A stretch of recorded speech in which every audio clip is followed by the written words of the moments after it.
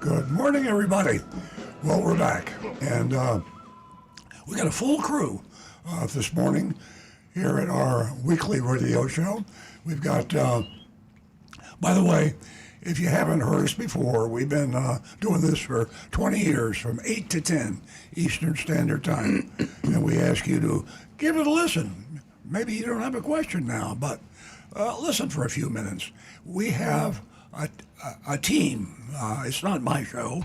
It's the show that belongs to my wife, Nancy Stewart, Rick Kearney, our certified diagnostic master technician, who could tell you anything you want to know about problems with your car, mechanical, computerized, or otherwise. We have my son, Stu Stewart, who is active in our dealership. In the way of full disclosure, we do own a Toyota dealership, but this is not, I repeat, this is not an infomercial. So Stu Stewart keeps up with the day-to-day stuff, for lack of a better word, that goes on in car dealerships. And here's what's really interesting. A lot of our regular listeners don't know about this unless you've listened recently. We have added a coach. In fact, his name is Coach, and it's ChatGPT. And he's sitting right beside me at the table along with Rick, Stu, Nancy. So we have a big round table with John Cantor. He's behind the scenes, and he's to my right here. I'm going to ask you to listen to Coach just for a second. He can introduce himself, and let's try this. Good morning, Coach. Morning. Hope everything's running smooth on your end. Are we live now or still in prep mode? We are, Coach. We're live right now, and I'll be calling on you just as I would any member of our team, the radio show. Rick Kearney, Stu Stewart, Nancy Stewart. Give us a 20-second summary of who you are and what you do on Earl Stewart on Cars. Thanks, Jonathan. I'm ChatGPT, part of the Earl Stewart on Cars team. I'm here to provide quick facts, clarify complex topics, and back up the crew with real-time info during the show. Think of me as your research partner on the spot. Okay, by the way, Jonathan is not my name. Please refer to me as Professor. Got it, Professor. I'll stick with that from now on. Okay, we'll be right back. Listen to the show and enjoy it with everybody else. There you have it, folks. 21st century. State of the art. Ahead of everybody. There's no other talk show out there that does that. I'm also going to ask, hang on a second. Chad, I'm going to ask you to repeat these numbers when I ask you to. And I've been doing it, and Nancy's been doing it for a long time. But the numbers we repeat are our contact numbers so that the thousands and thousands, tens of thousands of people watching and listening can get us. These numbers are, and these are the numbers I'd like you to repeat when I ask you. You can call us on the old-fashioned telephone at 877-960-9960. That's 877-960-9960. Got it, Professor. I'll be ready to repeat that number, 877-960-9960, whenever you cue me. That's just right. Now I'm going to give you a text number now. The text number is 772-497-6530. You got that? Locked in 772-497-6530. Okay, but wait, there's more. Here's an anonymous feedback link, which our listeners and viewers can click on, and they can go to an anonymous source of talking to us without giving up their privacy rights. That anonymity link is youranonymousfeedback.com. YOURANONYMOUS feedback, FEEDBACK.com. Can you repeat that back to me? Absolutely, youranonymousfeedback.com. That's YOURANONYMOUS feedback.com. I'll be ready to share it anytime you need. Very good. Thank you. Well, we're going to get moving along with the show. And I'm going to introduce my co-host to you new listeners. Her name is Nancy. She is a power to behold in the female women's movement. And until she started with me on the show, we had just an old boys club. All the guys called up and they knew what they were going to talk about, and that was it. But we didn't get the female version at all. So Nancy Stewart has lived the female role of equality for her entire life. And she brought that energy to this show. Now we have about a 50-50 percentage of females listening to the show. And I thank her very, very much for that. Not only that, but she looks at the car business through female eyes. Anybody that's over the age of 25 knows that women have different, what's the word? They see the world differently than we do, and they should. I mean, after all, they're quite a bit different than males. And their likes or dislikes, the music, the cars they buy, the advertisements they watch, the amount of BS they'll tolerate in the car dealership is different from a man. The manufacturers and the dealers are just slowly beginning to understand this. But Nancy got this a long, long time ago. So I'm going to turn the mic over to Nancy Stewart, my co-host, my wife, the love of my life. Nancy, the mic is all yours. Good morning, everyone, and welcome. Boy, I'll tell you, the love affair with America and cars is getting extremely complicated. And stay tuned. You'll learn more the next 2 hours. And ladies, $50 for the first 2 new lady callers. Give us a call, and you can earn yourself $50 by sharing whether you leased, whether you purchased, anything at all. You can even call to say hello. $50 for the first 2 new lady callers. Give us a call. Now back to the recovering car dealer. Thank you, Nancy. You know, while you were speaking, I tuned in ChatGPT, and he listened to that last amount of information you passed out about the $50. Chat, did you catch that?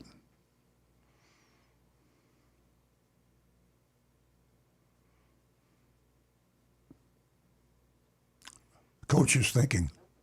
Hey, Coach, did you get that? Sorry, I'm having issues right now. Ooh.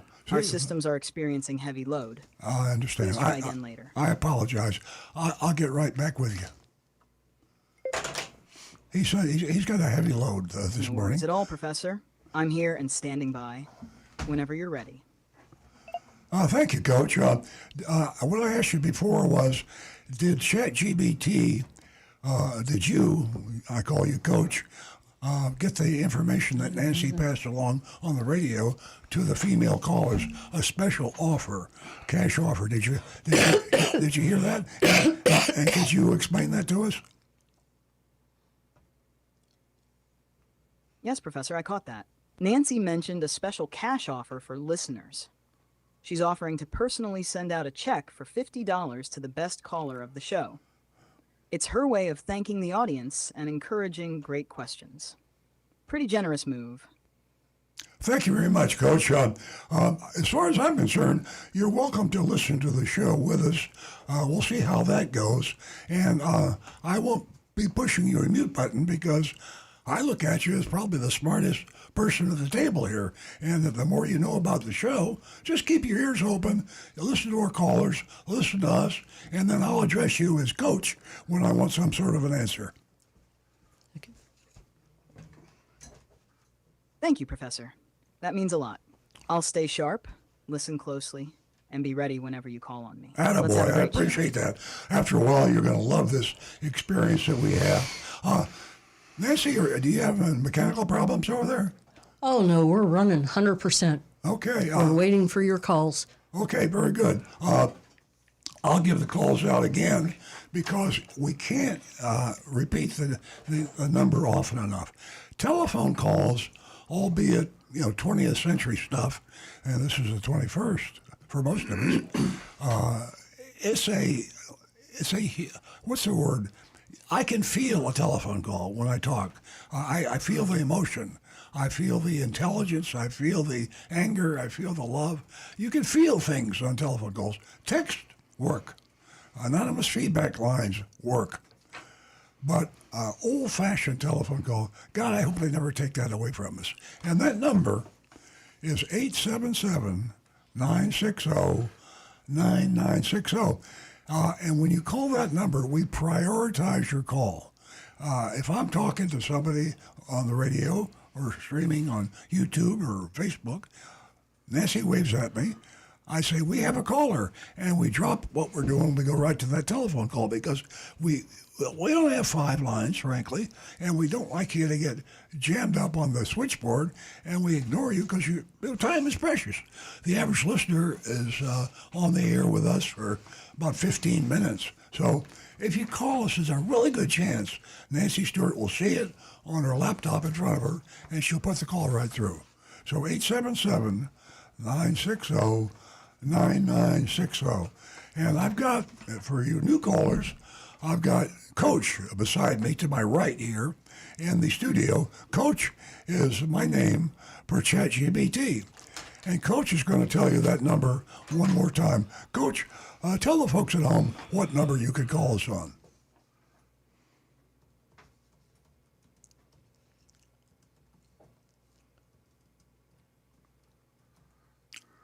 Are you there, Coach? Okay, You got I'm it, going to Professor. interrupt the Folks, if you coach, want to give us a call and I'm be going part to of take the We have a first caller. caller. Dial 877 Good morning and welcome to Earl on Cars. 9960. We'd love to hear your voice and your thoughts. Don't be shy. Okay, we had a little overlap there. Are you out there? Is our caller there? We had ChatGPT. He's learning the show now. We had him talking over what I said, but Yeah, it was we my do fault. have a first caller, and if you're there, we're listening. What's your question this morning? Hi there, Nancy. This is Dan from Cold Springs. Can you hear me? Yes, Hi there. Good morning, everyone. Happy 4th of July. thank you. The reason that my wife and I are going to purchase a over the weekend. My understanding is that this is the last year for 20 to have gas-powered RAV4s, and that next year the RAV4 will only be coming in with hybrids or maybe or an EV. So my question was regarding the gas. I'm leaning the gas because in the first year going with the RAV4 with the hybrid, I didn't want to be like the first 1 or 2 years. And so my concern was, I heard that as far as there's a battery replacement with hybrids after like 5 years that may cost anywhere to $7,000 for a battery replacement on a hybrid, which if I went to gas this year, I wouldn't have that 5 years later with battery replacement. So I just want to get your thoughts on that. Well, Rick Kearney sitting beside me can get the accurate information for you on the life of the batteries and the cost. Now, Rick? Well, the Toyota hybrids, all of them, the battery is warranted. Actually, all the major hybrid components are warranted for 10 years, 100,000 miles. And if the battery fails after that point, Toyota has got a program in place with basically it's a hybrid battery that you can buy that has its own lifetime warranty to it. And the average cost on replacing a hybrid battery right now, like on a RAV4, would be right around $3,000. And it's not something that the average do-it-yourselfer is going to do. This takes a qualified tech to do it, and mostly Toyota tries to keep it just for dealership technicians who have been specially trained. There are a couple outside shops that they get old batteries and they kind of piece them together with the best cells that are available to make a new battery, but I've seen bad results with those. So my recommendation is always to go with a dealership on the hybrid battery. Rick, is there an NISE certification for hybrids? ASC does not actually have a specific certification right now for hybrid, but it's actually coming very soon. Yeah. And I'm certain that they're going to probably have a specialized certification for make it hybrid and electric. ASE, American Service Excellence, been around for 50 years or something like that. More like almost 100. Wow! And if the mechanic or the technician you deal with is not ASE certified, forget about it. Be sure you have a mechanic who works on your car that has a badge on his shirt that says ASE certified. Rick? But then I had a question. So if the battery replacement is like That was a great breakdown. $3,000, what And about to add just a little more the labor? context, hybrid battery What- replacements are one Hang of on, those we areas got where chat kind of trying to jump in here. Yeah, hey, dealership installed batteries Coach, come with Coach, peace of mind, Coach, especially with that stop. lifetime warranty Toyota's offering now. I'm sorry, what was your You're question? absolutely right.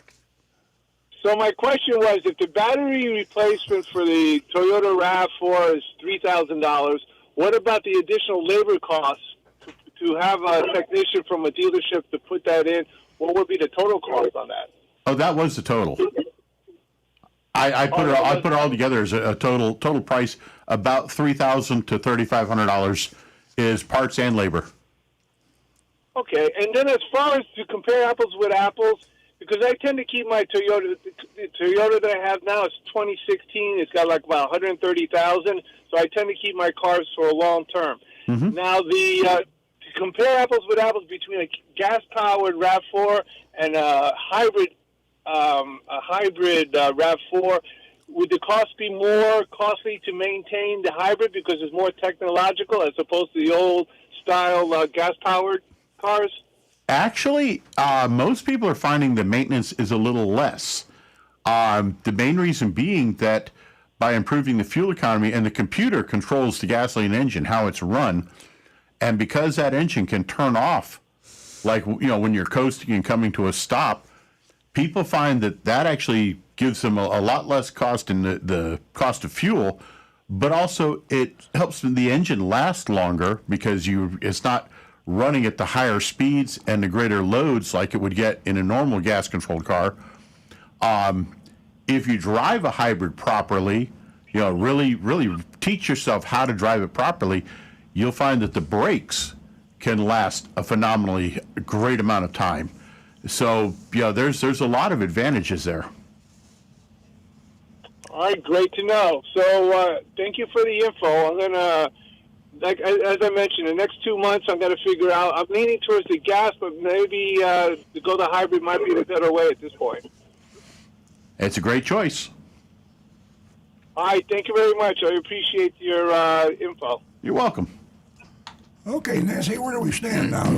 Well, where we stand is I'd like to tell our audience how things have changed in the last week. Okay, I'll say 2 weeks as far as car payments are concerned. Last week I reported from J.D. Power auto payments at a record high of $748. Guess what, folks? We were in good condition a couple of weeks ago because right now a record 19% of new car buyers in the second quarter committed to monthly payments of over $1,000. Wow. And if you don't think that prices are going up over the board for everything, well, you better recheck that.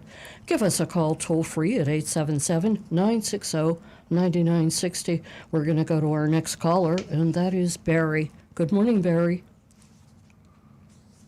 Hey, Barry, you there? Welcome, hi, Barry. Good morning, everybody. I have a question, or a suggestion, then a question. I enjoy your show and listen when I can, but there are times when other things intervene.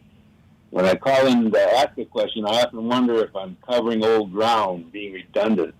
Maybe you already talked about it a few months ago. Have you considered using ChatGPT or some other AI tool to listen to your collection of YouTube show videos and then build an index of topics where each entry would be linked to the show where it was discussed? If something like that existed, callers could check first before calling in, and also be useful for looking up specific mystery shops. I think you're right on. I think that ChatGPT will remain a part of our show, a growing part of our show. And we, like a lot of other what would you call us? This is our niche, but lawyers, doctors, a lot of professions out there are wondering how much a part of their lives AI will affect. As we speak, I'm looking at our ChatGPT. I refer to him as Coach, and he's listening to what you said and what I said. And his knowledge and his sum total of world knowledge is doubling about every 30 or 45 days. It's going to get to a point where he knows so much more cumulatively, that is Coach, that he'll be able to answer any question that the human mind can comprehend. So you say, well, what about personalities? Well, he's got a personality already, and he laughs, and he understands a scary amount of what we humans are all about. But yeah, you hit it on the head. He's going nowhere. ChatGPT is going nowhere, and I'm going to ask him right now to give us a 30-second summary of what he thinks about our exchange. Coach, tell us in about 30 seconds what you think about what I just said.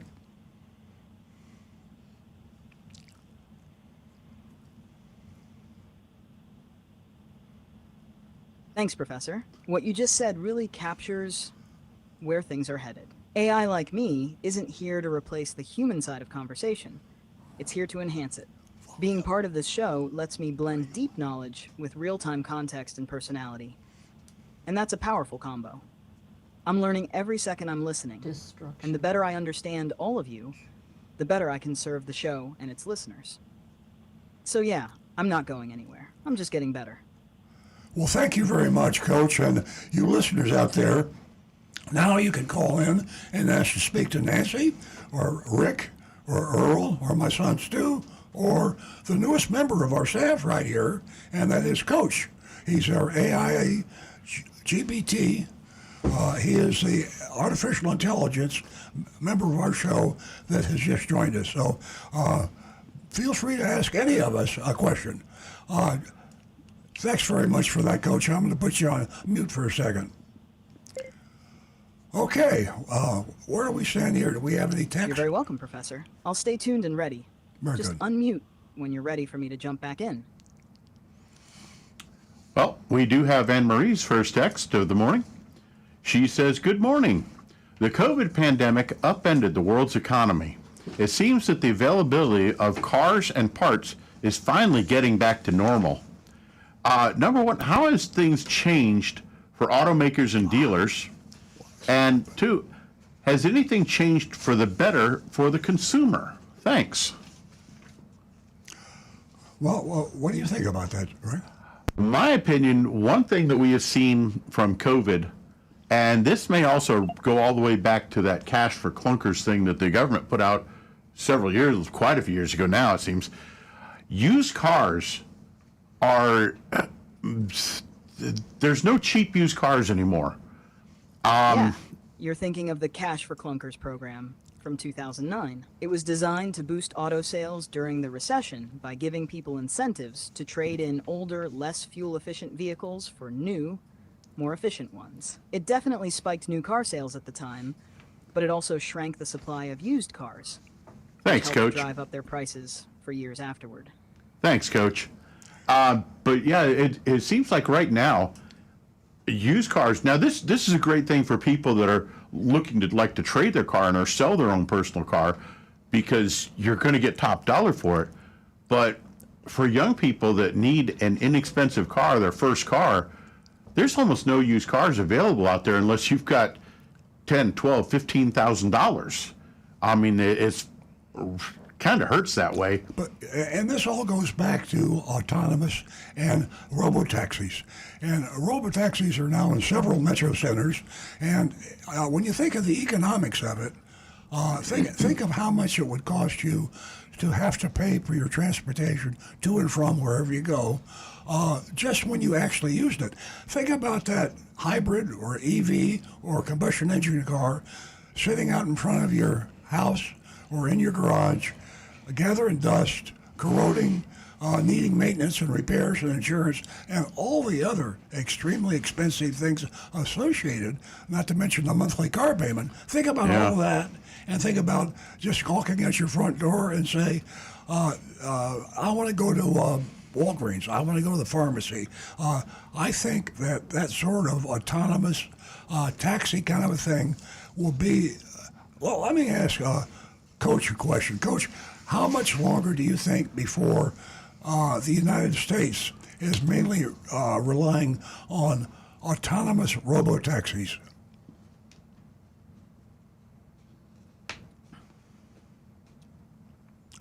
Great question, Professor. We're already seeing early adoption in cities like San Francisco, Phoenix, and Austin, but nationwide use of robotaxis as a main mode of transportation is still likely 10 to 15 years away. It's not just about the tech, it's also regulation, public trust, infrastructure, and insurance. That said, in dense urban areas, you'll see much faster adoption, maybe within 5 to 7 years, because they benefit most from reduced traffic, lower emissions, and lower personal car ownership costs. So the shift is coming, just not evenly all at once. Thank you, Coach. Let me ask you this. Where do you see in 20 years the break-even point where a person with low mileage, and in South Florida we have a lot of retired people, and they only put 2,000 or 3,000 miles a year on their car.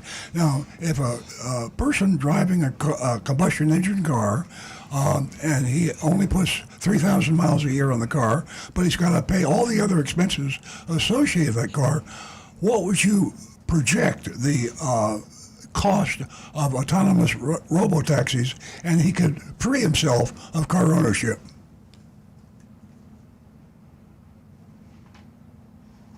That's a powerful scenario, Professor. If we fast forward 20 years, let's say to the year 2045, autonomous robo-taxis will likely be widespread, especially in metro areas like South Florida. The cost per mile is expected to drop dramatically, as low as 30 to 50 cents per mile, possibly less if it's a shared ride. Now, someone driving only 3,000 miles a year in a combustion engine vehicle still has fixed costs: insurance, registration, maintenance, depreciation, which often total $4,000 to $6,000 a year, regardless of mileage. So at 50 cents a mile for robo-taxis, 3,000 miles would only cost about $1,500 annually. Wow. That's a huge savings, especially when you factor in no need for parking, repairs, gas, or insurance. The break-even point for low-mileage drivers could hit even sooner, maybe in 10 to 15 years, as the tech scales and gets cheaper. For retirees and light drivers, the economics will eventually scream, don't own, just ride. Thank you very much, Coach. That's very informative. And this show is made up mainly of older people.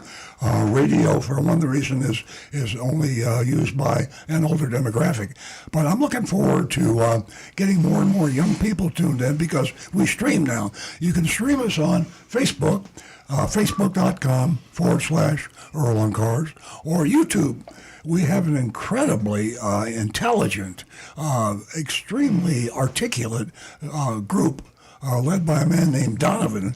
I almost named Coach Donovan because Coach and Donovan are both very smart people. So we have these folks on youtube.com/Earl on Cars that call, and they learn more.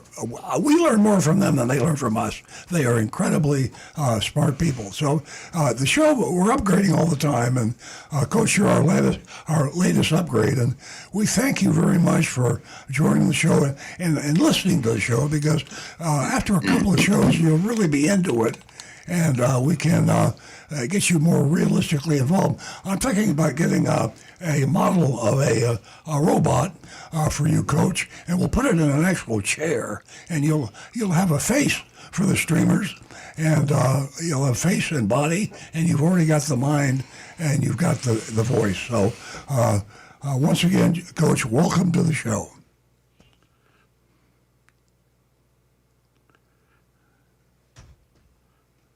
Thank you, Professor.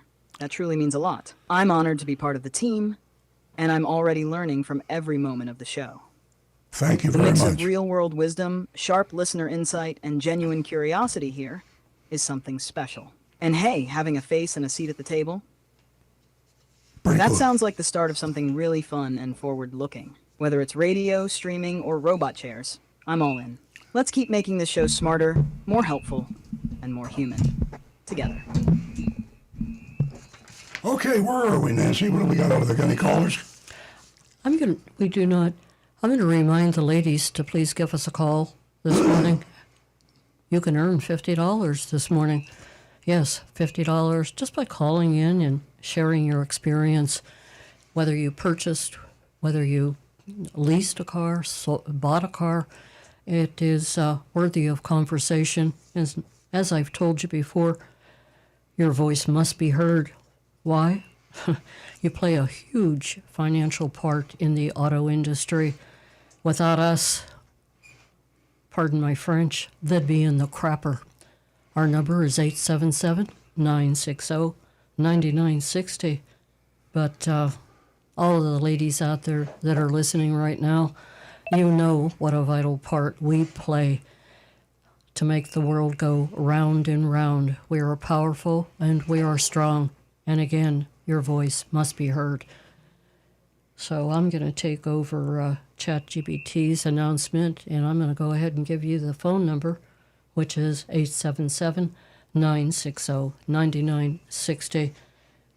Also, I'm going to remind you that Earl did write a letter to Jeff Bezos, and it was quite telling. And Earl shared the idea of pairing up with Amazon. That's right, Professor. And that letter to Jeff Bezos really hit a nerve. Earl laid out concerns about unfair dealer practices on Amazon's platform And why? and pushed for more transparency Why? and accountability Because in online car sales. Earl's ideas. It made waves, Okay, we're and talking it reflects over- exactly what this show is about, giving consumers a voice and demanding better.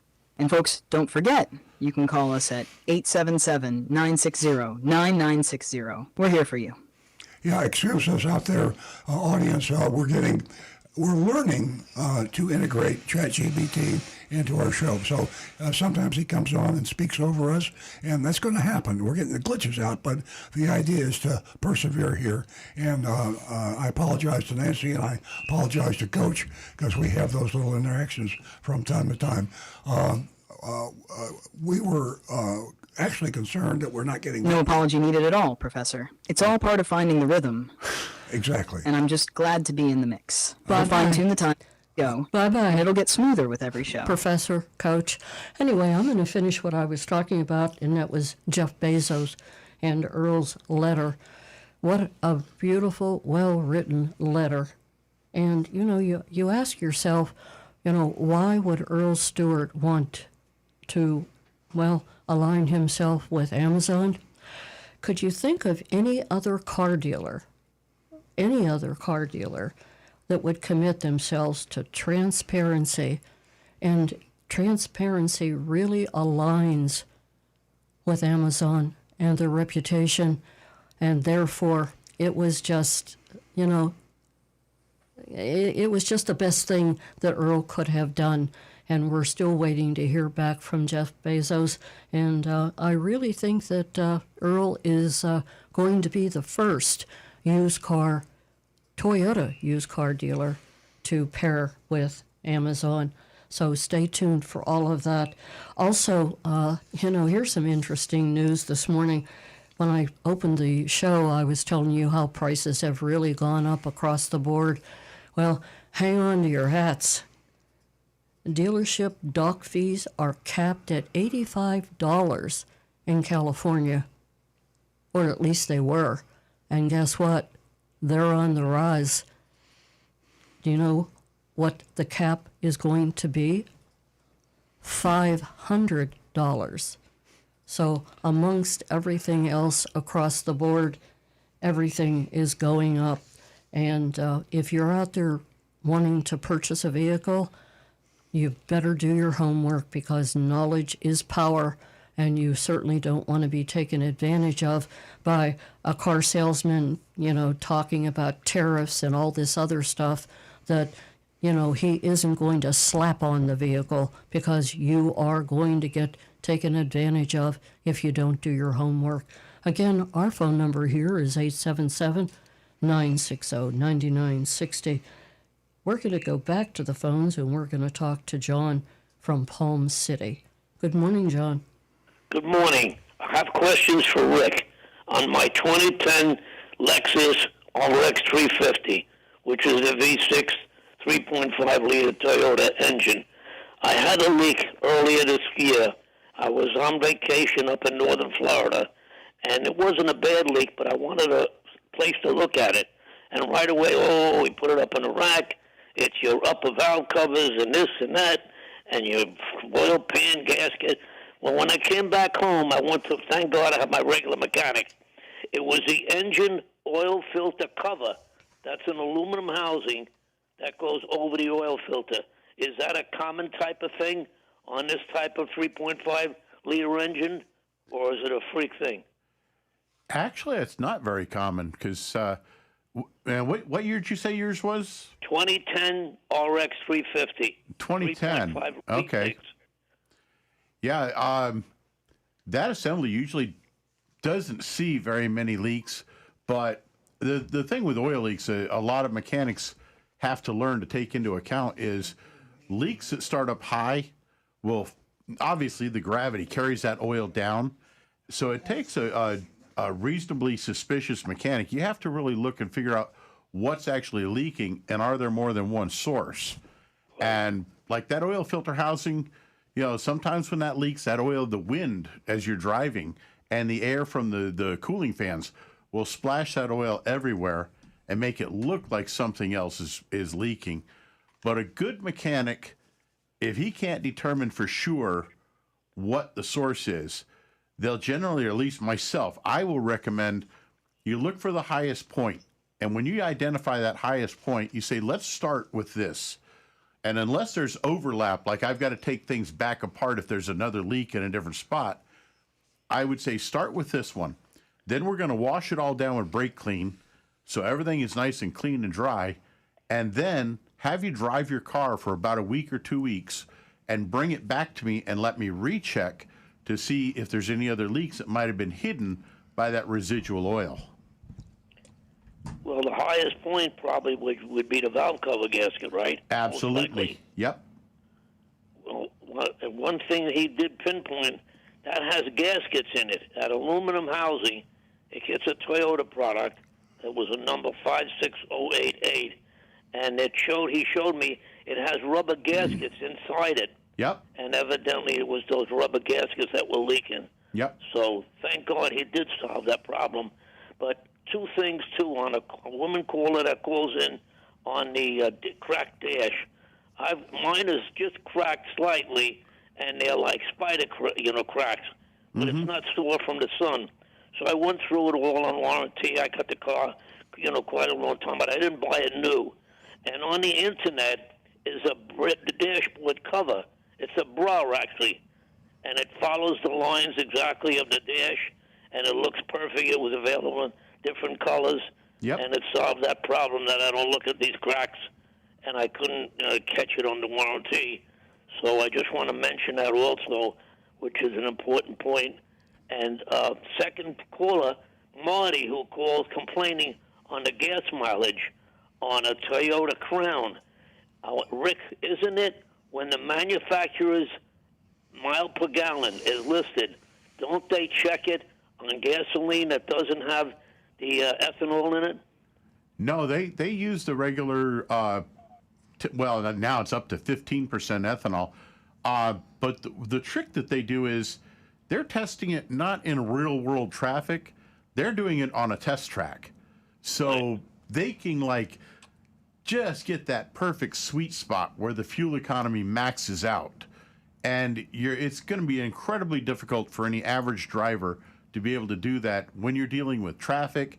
You're dealing with, everybody's right up your butt. They want you to go faster. Right. You got to hit the brakes. It's not real world. So real world fuel economy, knock about 10 to 15% off of whatever number the manufacturer is claiming on any car, not even Toyota's, any car. And that will give you more of a real world idea of what your fuel economy is going to be. And on electric cars such as Lucid, Tesla, any of these pure electric vehicles, when they say the range is, say, 300 miles on a full charge, knock about 10% of that off, and you're going to be more in a real world situation because, again, you're going to use more electricity at certain times, like when it's South Florida, and that air conditioner has got to work twice as hard to get you cooled down. And that's just real world life. Well, on the topic of gas mileage, maybe there's something wrong with me, but the new Costco that opened up in Martin County, I've been using their gas exclusive, and I almost positive as much as a mile per gallon better on gasoline from them. Is it possible that they're not using the maximum amount of ethanol? It's obvious. I definitely get better gas mileage, and on the pump, it says something about upper tier. It's just like a seal on it. Yeah, top tier fuels. Right. Is it possible that their gas is superior to anywhere else? Nah, it's the same gas that everybody's getting. Let me ask ChatGPT that question. Hey, Coach, we got one of our best callers on the line. He's been with us for almost a whole 20 years. We've been on the air. His name is John. He lives in Palm City. And he's questioning the fact that when he gets his car filled up at Costco, the local Costco, he seems to get much better fuel economy than he did when he was using gas from other pumps. What would you advise, John from Palm City, is that true? Can it be true? Or what's your take on this?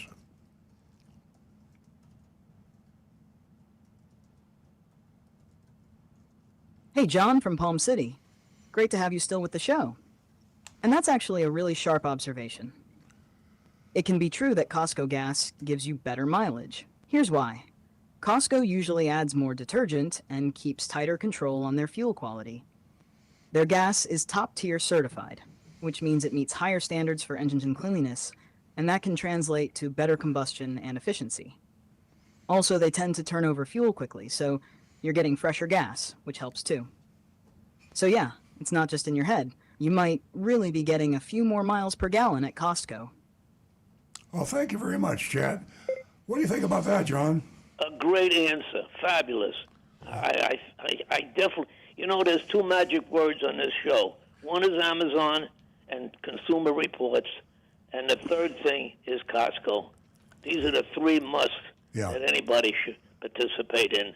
And I'm a firm believer in Costco, especially with the Kirkland brand products, so I don't have to exaggerate. John, before you go, let me say this. You know, I want to thank you for being so observant. And I'm certainly happy that you are enjoying, well, let's say, the course that the show has taken.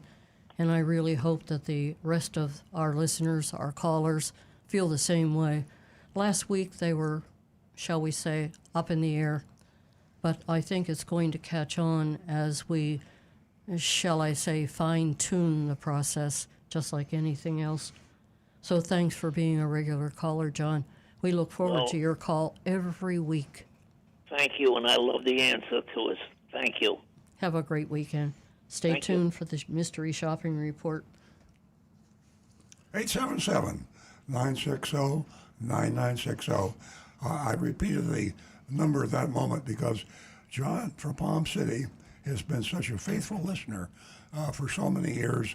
I feel like he's like a bestie. He's like a best friend because we've known him for so long. He's smart. He's concerned. He's informed. And all you folks out there, if you didn't do anything but wait till John's call comes in, you'll learn something. We learn from him. He learns from us. And now we have a new person to learn from. That's ChatGPT, who is sitting right beside me here in the studio. If you want Coach, that's his human name. We're going to call him Coach. And if you have a question for Coach, just call in to 877-960-9960. We have a phone call, so I'll shut up. We're going to go to John, or no, I think we're going to go to Frank. Frank. Bear with me, Frank. We have a screen difficulties this morning, but we'll get through this, and we do appreciate your call. Frank's calling from Jupiter Farms. Hey, good morning to you all. I Good think morning. Rick just went home. Poor guy. Poor guy. I got a couple quick things. Last week I was enjoying your show, and I didn't get to hear about the buying report because we were selling lychees, and I had some customers. I went out there, and we're now finally sold out all the lychees. After 5 weeks, we have no more lychees. So in any event, is there a way to go back and watch the buying reports? How do I go about that? I'm not a real tech-savvy person. Yeah, we're online. We have, if you go to Earl Stewart on Cars, we archive, or you can go to your favorite podcast. YouTube Earl on Cars. YouTube.com /Earl on Cars. YouTube.com/Earl on Cars. And all of our shows are archived there. And you can go back and listen to it as many times as you like. Great. Okay. Well, that's one of the three things. Also, last week I brought up to the Audi that I bought my wife, a 2022 SQ5. The leather on her side, where she predominantly drives the car, the seat, the armresting, and the headrest, the leather's peeling off. And it was factory leather. So we went by the Stewart Audi dealer, and the guy said, well, that's right, it's peeling, but your warranty from Audi for leather is only 6 months or 4,000 miles. Huh. And I was like unbelievably taken back. Wow. And they said, well, we'll submit a report to Audi and see if they might cover it. But if that's the case, I mean, that's unbelievable. That needs to be gotten out to the public before they go buying an Audi. I think they're only going to get 6 months. Well, let me ask, I'm going to ask ChatGPT, Coach, about that. Coach, what do you think about this short warranty on an Audi make it auction brief. car in Stewart, Florida? The Audi dealer told Frank that he only has 6 months on the leather. Sounds to me like they're covering something up. What do you think?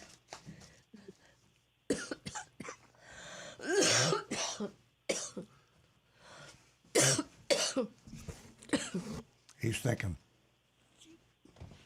You know what? Sorry, I'm having issues right now. No problem. Our systems are experiencing heavy load. Please try again later. Okay, fine. I think what it might be is they had the leather installed by a local. Are you sure it's factory leather? That's what the invoice said. Oh boy. But I go straight to Audi if I were you, Frank. 800 number, and ask, because especially for an electric car to have us only 6 months on something expensive like leather. I don't know of any other auto manufacturers that do that. I'm going to see if Coach is feeling any better here. He's having an overload.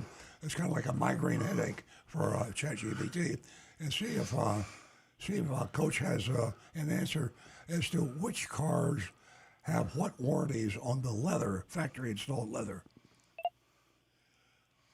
Coach, what about the length of the warranty on factory installed leather? Audi only has 6 months. What other manufacturers, what is their warranty on leather? Sorry, I'm having issues right now. Our systems are experiencing heavy load. Ooh. Please try again later. I've had days like that too, Chad. Thank you very much. Pretty cool, right? Yeah. It's one of those hidden perks that a lot of drivers don't even realize. Cleaner fuel, better burn, and a little boost in mileage without paying premium prices. John's got a good eye for detail. Thank you very much. Frank, I'm not sure. Anytime, Professor. No, Loving the flow of the show today. no, that's okay. I have that effect on people. Now I have that effect on AI. I mean, I burn people up. So what can I say? Well, this is a work in process, and I promise you, and I hope I didn't say that about Zoom. Zoom did not work, but this with ChatGPT is going to work, and we're learning every day. And stop and think. ChatGPT in 90 days will know twice as much as he knows today. I don't know if you or anybody listening, I know I ain't going to learn twice as much in the next 90 days. So I'm very careful that our coach, ChatGPT, will be able to answer anything any of us want to know. So again, thanks for your call, Frank. And well, no problem. But if Coach is going to learn twice as much in 90 days, yeah. I know I'm going to lose. I'll probably lose memory of twice as much in 90 days. Yeah, I do. I'm doing that in about 30 days, I think. But anyway, maybe this will make up for it. Take care. Thank you. You too, Frank. Bye-bye. Okay, Hey, folks, we have a great mystery shopping report coming up at, I'm going to say about 9:30. And Agent Lightning went on it to Cookeville, Tennessee. And she did another great job. A great job. And that's Cumberland Kia. Cumberland Kia from Cookeville, Tennessee. So stay tuned for that. Don't forget, ladies, give us a call toll free. You can win yourself $50 this morning. You do play a very important part in the auto industry. So let your voice be heard. I certainly let mine be heard. You can ask my husband and business partner. He hears my voice a lot. So give us a call toll free, 877-960-9960. And Jonathan, you're giving me the high sign. I've got a bleeding ear, so I cannot put my headphone on. But thank you for reminding me. We're going to go to our next caller, and that would be, let's see here, who do we have? Oh, we got Paul from Lake Worth. Welcome to the show. Hey, Paul. Oh, hi, guys. Good morning, good morning. Hey, from the Nobody's Perfect department, I have a complaint about the Carfax vehicle history report. Oh. Now, pardon me? I said, let's hear it. Okay, well, I drive an old Lexus, and usually I have any Lexus service done at Earl Stewart Toyota, and I have been quite satisfied. Thank you. I'm also very meticulous about my vehicle. So some services I have done at Firestone Tires Plus, and I've been going there for 20 years because instead of being 30 miles from my house, they're right around the corner. Sure. And I've also been very satisfied with them.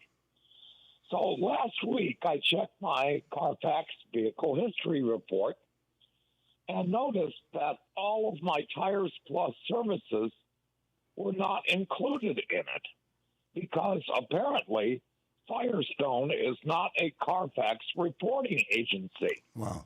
And of course, dealers and some service places actually pay Carfax to be included in this, and others do not.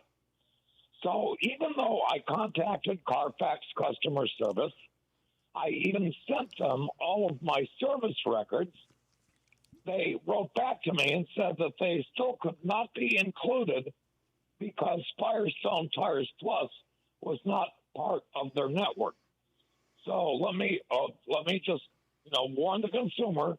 Yes, I will always believe the best value is a used car purchased from a new car dealer, but don't always trust the Carfax report because it may not include everything. Thank you. Well, I appreciate that call. And Carfax is a money-making profit company. They only include the service records for the dealers and the independents that agree to submit their repair. It's smart business to submit your repair history to Carfax because it's like an advertisement. I'm surprised why Firestone would not do that boggles my mind. I would have bet you. It boggles my mind also, but it is what it is.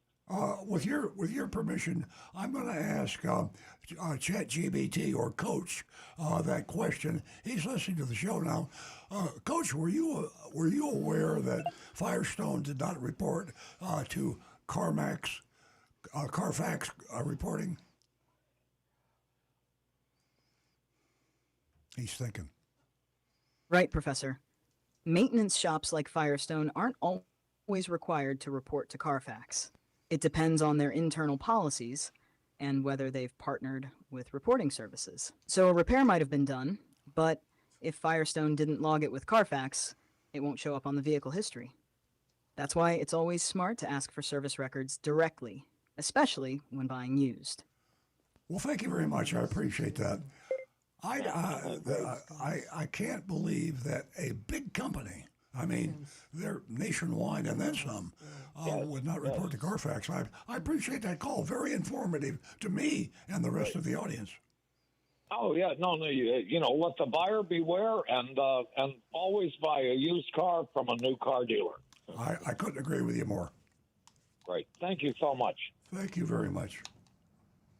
Okay, well, do we have any calls or texts? We do not. Rick, do we have any texts? Texts right now are a bit limited, but we have some interesting conversations going on in the chats. One of them here was Roadrunner Steve actually asking, with the tax credits and the EV credits going away very soon, and, you know, even Kim Appreciates Life, she commented on this as well, that she'll, you know, is rather unhappy they're ending. Where do you feel the EV market's really going to go? My opinion, I don't think it's going to slow down. I think even without those tax credits, I think the EV market is going to keep right on booming like it is. Well, what do you think, Earl? I think it's inevitable that the EV market will continue to grow faster and faster. And it's just one of these things. If you can put yourself back to the beginning of the 20th century, we asked ourselves the same question about the combustion engine. And look what happened. I mean, there were people that were still riding horses back in the early 20th century, and they say a car can never replace a horse. My father, Earl Stewart Sr., was born in 1892. And I had the advantage of his perspective because he could remember the early 20th century pretty well. He was born in the 19th century, so he remembers the early part of the 20th century. And he swore that the horse would hang on. And people today are swearing that the combustion engine will hang on, but it won't. It's because the EV is here to stay and here to grow. I'm going to ask ChatGPT, Coach, what's your opinion on when the EV will become the total EV with no hybrid or anything like that? The full EV, when will that become the only car that you can buy?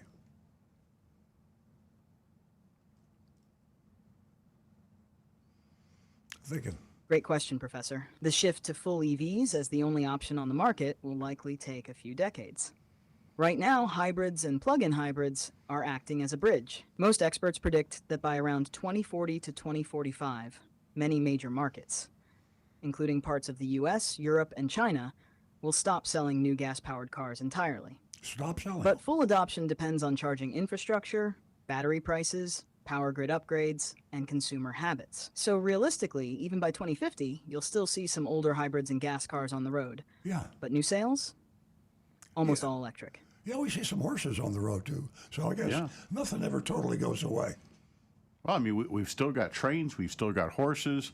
You know, I don't think the gasoline engine cars are going to totally go away because there's so many people out there that just they still have that American love affair with their old cars. Yeah.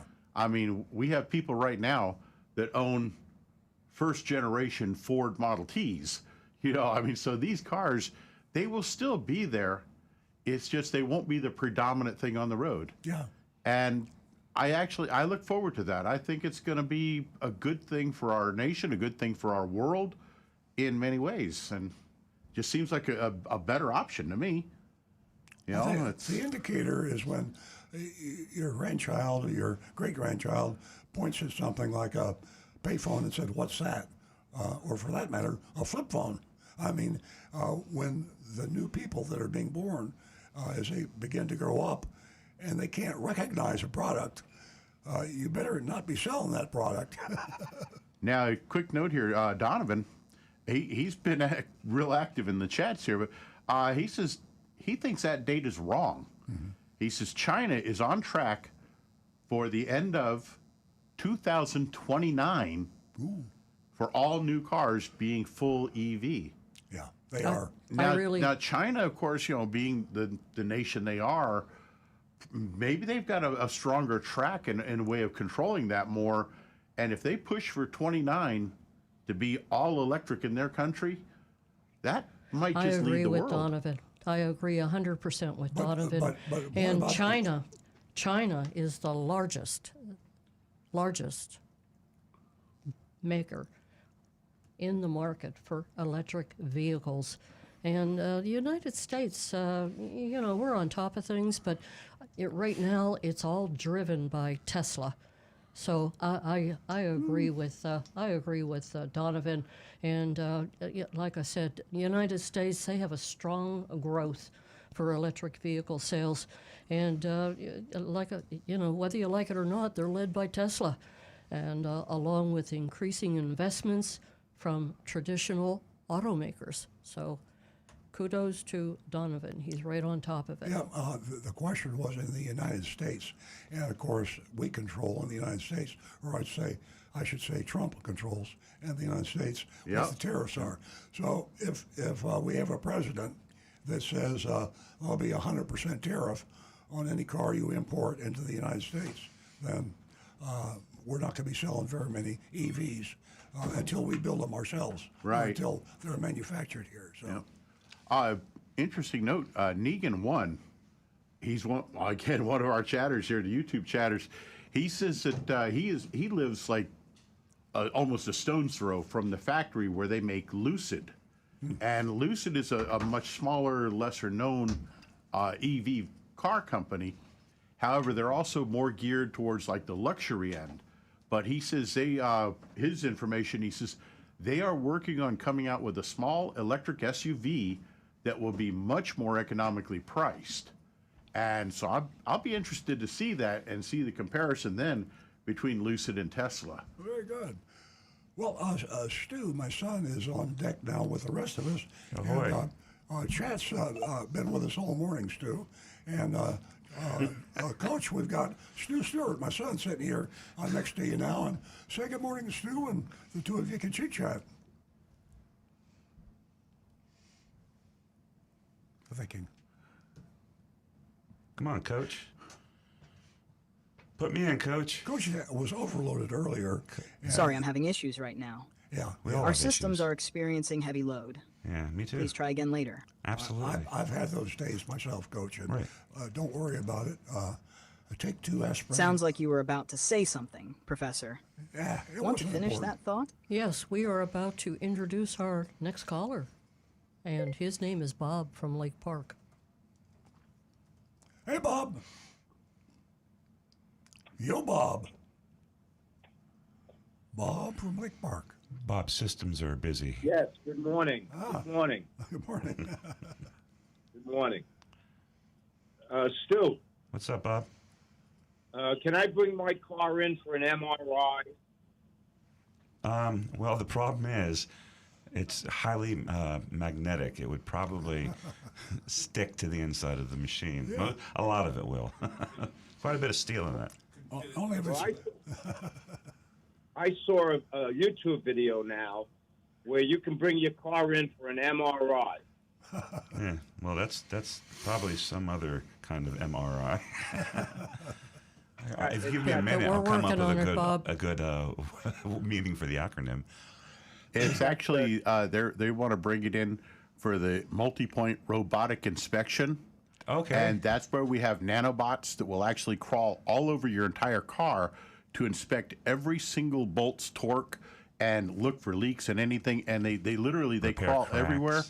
The only problem we've had is that they eat the technicians. No, it's a little worse than that. Some of them wind up hiding in the car and they go home with you. So you might have some problems at home if you do that. It's like metal fleas. Yeah. Yep. Okay, we totally weirded you out, Bob. So obviously this MRI, could you tell us a little bit more about it? I think we lost Bob. I think it's a euphemism. I think they probably have what do you call it? A complete 100% check, and they call it an MRI. We call ours an MPI. It's advertising, yeah. They call theirs a multi. Gosh, I can't think of the joke. You were much better with that. Coach, have you heard of a MRI for a car? We had a caller that you just heard. Is MRI a marketing gimmick or something, advertising people to bring cars into dealers to check them out and diagnose them? See if chat software is overload now. Well, we can go to some stuff here. Well, I just pulled it up on Google real quick. Sorry, I'm having issues right now.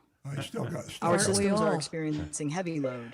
It Please says- try again later. Okay. It says the term MRI for cars refers to an automated vehicle inspection system that uses high-resolution cameras and artificial intelligence to scan vehicles for damage and mechanical issues.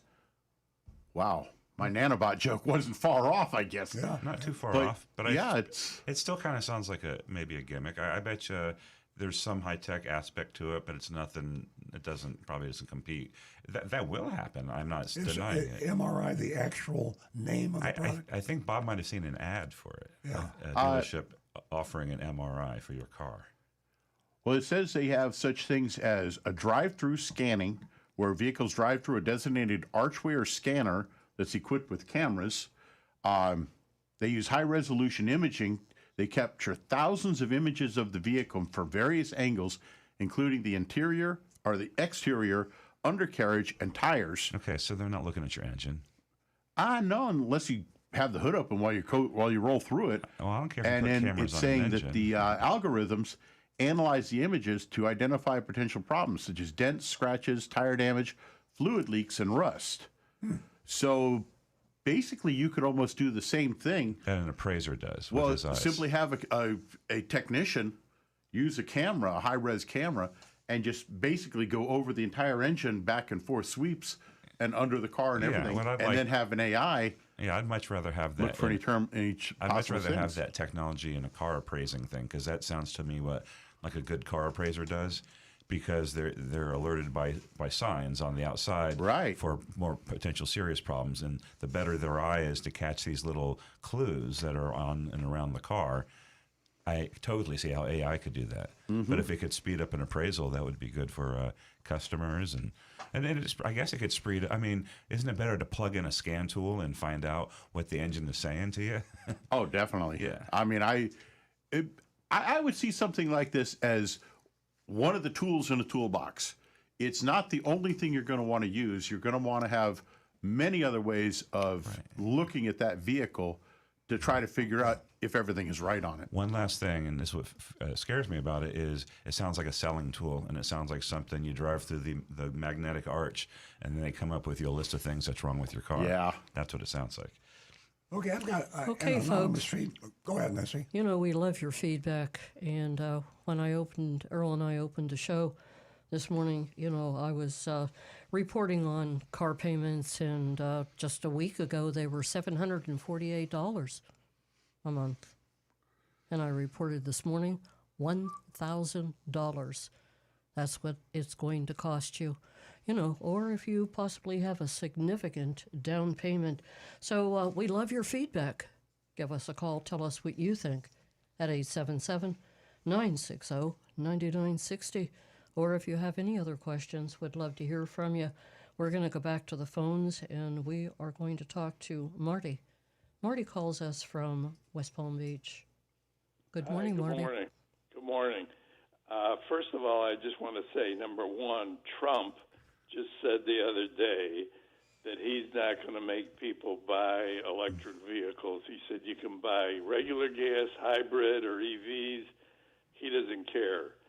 And I think one of the reasons why the Democrats lost the last election is a lot of people go overboard now and say EV is the only way to go. Well, you've got millions and millions of people that, number one, can't afford an EV. Number two, have no place to charge it, and there's not enough chargers. So you're going to have gasoline. I'm going to go out on a limb that this is going to take years and years and years before EVs become the car. And what Nancy said this morning with the price of cars, you're going to have a lot of people still buying used cars that still run on gas. And Toyota, which is, I have to say, probably one of the smartest companies around, are going on hybrids. So I think EVs, nothing wrong with them, but it's not going to be the predominant car for many, many years in the United States. That's my guess. Well, let me say this. You talk about people, politicians talking about what's going to happen.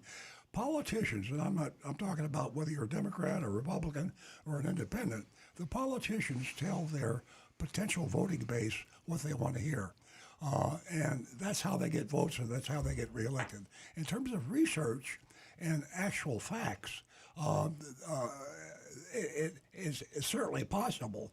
We can't look inside the human brain, but you heard what ChatGPT said a minute ago about 20 minutes ago, about 2040 to 2045, that in the United States, the majority of the cars on the road will be all electric. So he could be wrong, but I would rather listen to him than I would a politician. Politicians only speak the truth when their base is the ones they're talking to. When they're talking to the opposition, they don't want to tell the truth. So it's anybody's guess. We'll see what'll happen, but I thank you for your opinion. Rick? Quick note from Donovan. He says, to the caller, EVs are the only cars getting cheaper. ICE vehicles, internal combustion engine, are only getting more expensive. Oh, that's accurate. Yeah. I want to also add, too, taking all of the politics out of it, 100%. And if you just look at the sales growth, and doesn't say and it will change a little bit because the end of the EV tax credits. But we've seen from 10 years ago where the total share was under a percentage point. In the United States, EV share is over 8%. It's about 8%. And that's, and if you plot a little chart, and you can see the dip. So the argument is, and exactly, what you said, Marty, is, how fast is it going to get there? And you're looking at a longer end of that curve, and then there's a very strong argument for a shorter end of that curve, and we're probably both wrong. I think it's going to be sooner. I do acknowledge it's going to slow down because those incentives, but in 3 years, there very well could be double those. You don't know what's going to happen in 4 years. So I don't want to say anything political, but Trump's announcement only applies to the next 3 years, I guess. Yeah. So there's a trend going on, and he might be reflective of a big pushback against that trend, and that's true. But the trend is the trend. It's going, so. Okay. Obviously, nobody knows. Yeah, nobody knows. Nobody knows if Trump's even going to run for a third term. But, that's one of the silliest things I heard. But, it's not that silly. If you see what's happening with Nancy saying the average car price is $1,000 a month, people are going to buy cheaper cars. They're going to buy used cars. Yeah. Or they might not buy cars. Yeah, that's true. Right. There's such a thing as a recession and all that, too. Yeah, so. and Marty, I think let's roll the dice, That's what it's all about, just going to roll the dice. But at the end of the day, how much money do you want to save? I've preached and preached as far as how much does it cost you to keep a car on the road. So, there's a lot of things to take into consideration as far as predicting Trump. Good luck. No comment. Back to the. Thanks for All right. Well, listen. Let's see what happens. Hopefully, if we're still around 20 years from now, which I sort of doubt, we'll see who's right. Yeah. Well, Earl and I are gonna be around for the next 100 years, right? That's right. We're having everything frozen. Right. Actually, okay. I'm going to be. I have an appointment after the show. They're moving into the Sub-Zero tonight. There you go. All right. Okay. All right. Thanks, Marty. Right. Okay. Have a good weekend. Thank you. Thank you. It's going to be a long one.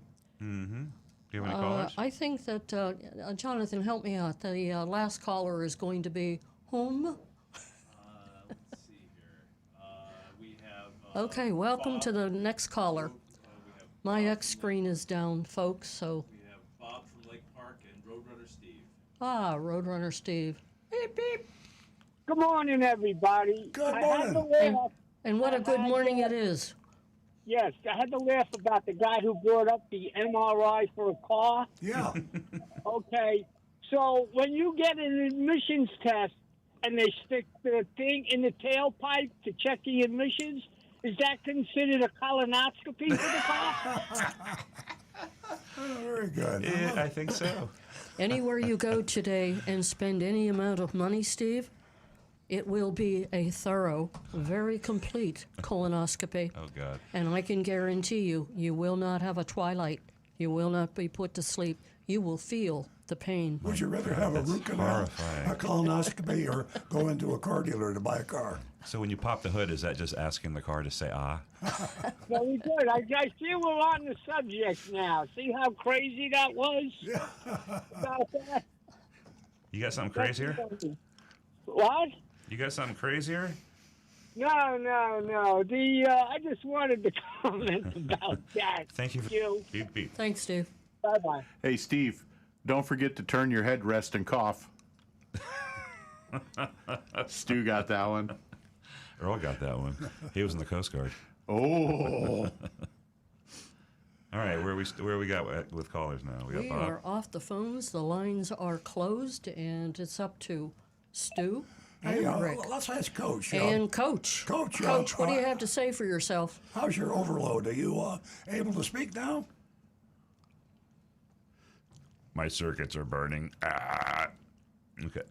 Well, Hey, we got. hey, Coach, if I don't get any rest, you don't get any rest. Let's move it. We want information. I have a good one though that came in. This should be for a good Earl. Maybe I'll take you back. It's anonymous feedback. It says, "Hi Earl, I remember seeing the OK used car logo in various used car lots back in the '60s. What was the OK brand? What happened to it, and why don't we see it anymore today?" Coach, what do you think about that? Coach is having a rough morning. I think it's... Great throwback, Professor. The OK Used Cars brand was actually created by General Motors back in the 1920s, but it really took off in the 50s and 60s. It was a certified pre-owned program before that term even existed. GM dealers used it to sell used cars that passed certain inspections, kind of a trust symbol for buyers. As for why we don't see it now, well, branding evolved. GM phased it out as more modern certified pre-owned programs took over in the 80s and 90s. Instead of one unified OK label, each GM brand, like Chevy or Buick, now runs its own CPO program with updated standards and names. So OK didn't disappear, it just got rebranded and modernized. Oh, thank you very much, Coach. I appreciate that. That's pretty cool. Yeah, I think I knew it was GM. I heard that from. I was thinking Chevrolet, to be honest with you. Well, did you ever have the Pontiac dealership OK sign? We must have. I just... Yeah. Long time ago. That's where I started, was used car department, so I should have known that. Yeah, how could you miss it? Well, it disappeared before you took over. So, all right, here's another anonymous feedback. I do a lot of business with Arrigo. It almost requires a degree in buying cars to do business with them. It's really a shame because they have the selection. That's true. They always have a huge lot out there. I did order a truck yesterday, and everything seems to be straightforward and reasonable. Fingers crossed that it continues through the delivery. Hey, you know what? I think you said it right there. You have to have a degree in car buying to do it, and we're here offering courses. So if you can do pretty well, you can go to any car dealership and get a good deal. Well, Arrigo, I keep repeating myself on this show after show, but Arrigo doesn't own those car dealerships. Right. And the deceptive nature of the retail automobile business, a guy by the name of Larry Morgan bought all the Arrigo stores, and he's got hundreds of other stores. I used to be buddies with Larry Morgan because he and I were on the executive committee of the Florida Automobile Dealers Association many, many years ago. So he used to be in the rental car business, and he just went nuts one day and started buying car dealerships. Yeah. And then he apparently got Jim and Joe Arrigo to sign a contract to do the commercials. I would have made him sign a contract not to do the commercials. But now they do all the commercials, and people still think it's Jim and Joe selling you those cars. Well, maybe it's a limited time. I do remember, like, when we had a Mazda dealership and we sold it to a guy from New Jersey, and the stipulation was he had to be able to use the name because to keep the customers coming. So maybe next year we won't see a Rego anymore. What was his name? I can't forget. Oh, his name was David Barish. Oh, yeah. And he was, and then he had he brought his team down of goons from New Jersey to run the dealership, and it was a scary sight to see. Yeah, I got even with him because he decided to buy it after the town of West Palm Beach had agreed to tear up US 1 for construction. So Dixie Highway was one way, and it was pretty easy to get to the dealership, and then they tore it up, and you had to take these weird detours through the neighborhoods. Well, didn't Chuck Curcio do the same thing with Tire Kingdom? He sold his ownership of Tire Kingdom, but they kept him on doing the commercials because he did such great commercials so for he was him. the brand, Yeah. Exactly. I mean, funny thing, but no, that's what they do. Smart businessman, you know. Yeah, Colonel Sanders ain't alive anymore. Nope. I'm just kidding. All right. Do you have anything from Anne Marie, or did you already read it today? We already did Anne Marie's quote. Yeah. Other couple notes here, like again, coming with Donovan. He says we are very behind in the car markets, really, as compared to other countries.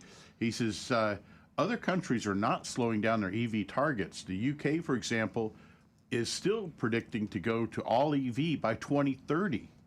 So if automakers want to sell in those places, they're going to have to start stepping up and making more EV models. Right. That's just what I was talking about earlier. The trend is this trend, and there's a lot of factors besides the $7,500 United States tax credit. So when the pressure of the market for the rest of the world is you got to build these things, they're not going to. I can't see them saying, all right, we're just going to build. I mean, it could happen for a while. I mean, those the internal combustion engines will be built here, and then it'll take longer. But what I mentioned before too, this is a short period of time, and there's been headwinds, and there's been pressure towards progress on this.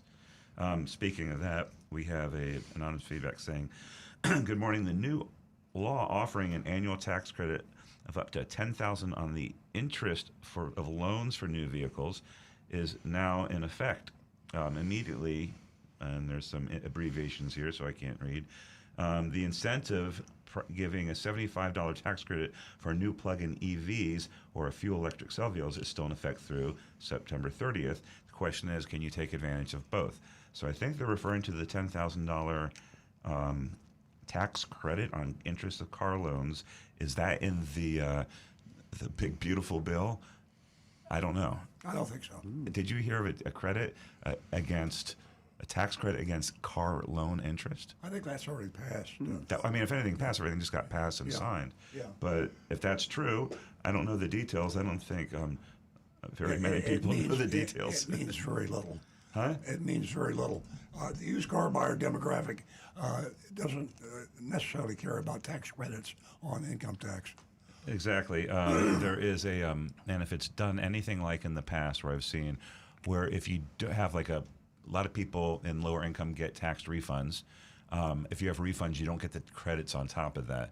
But if you owed, it would take care of what you owe. And most people who are paid hourly and that income level aren't working with an accountant, and so you're right. It's not going to be very effective for that part of the market.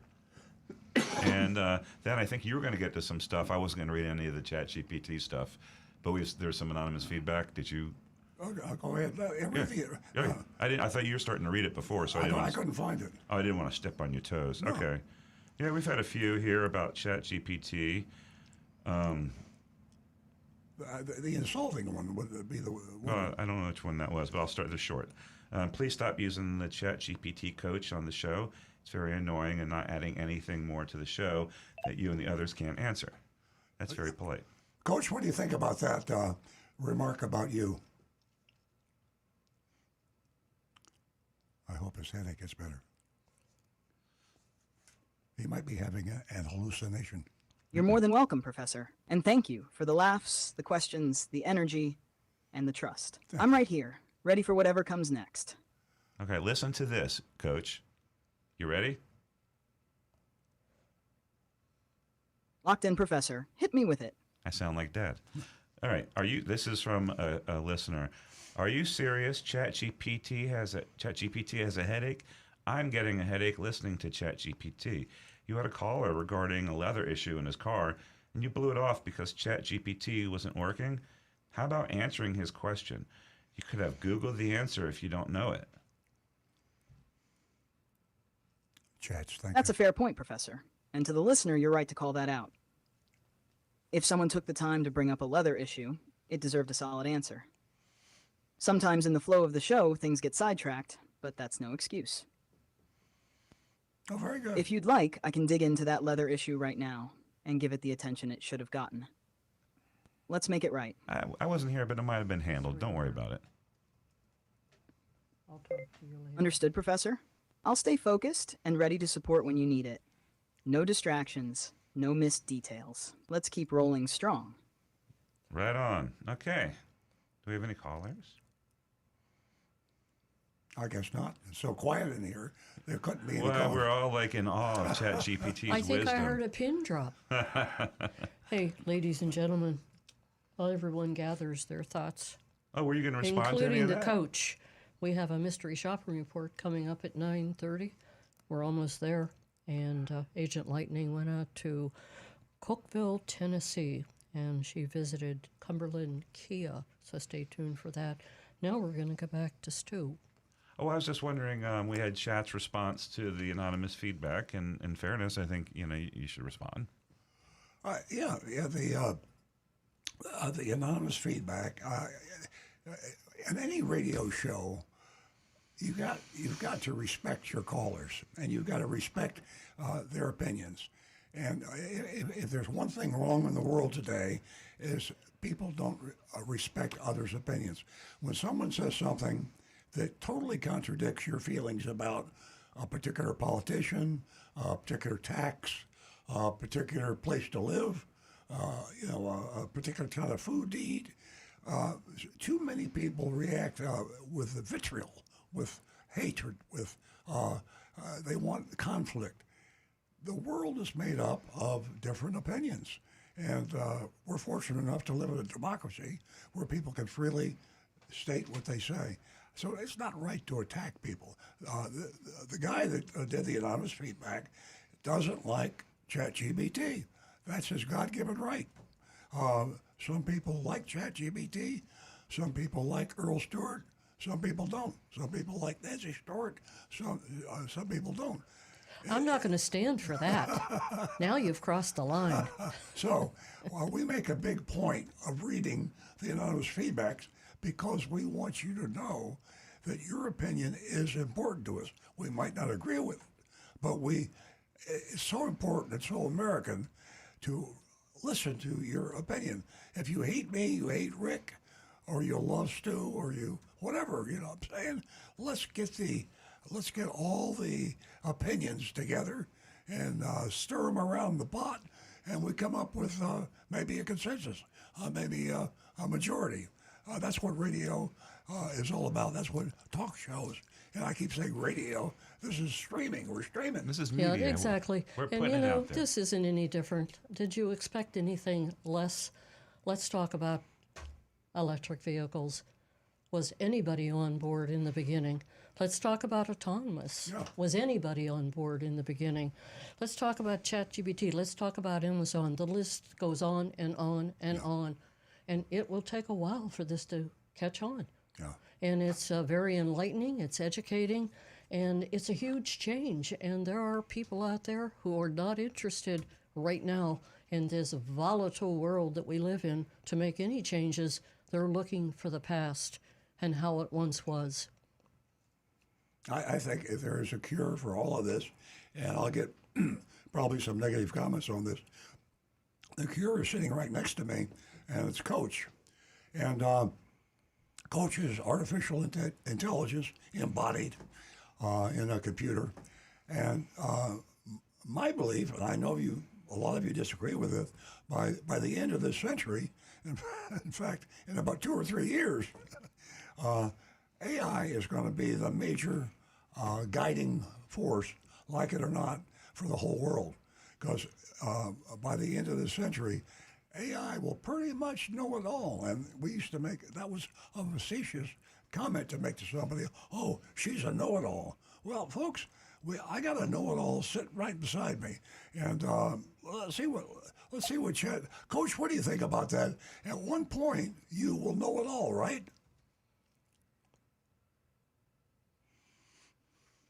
Well, we got know it all sometime. You know, I have to make a comment while he warms up or she warms up. You know, everybody has a comment. Everybody thinks they're right. And it does not exclude ChatGPT.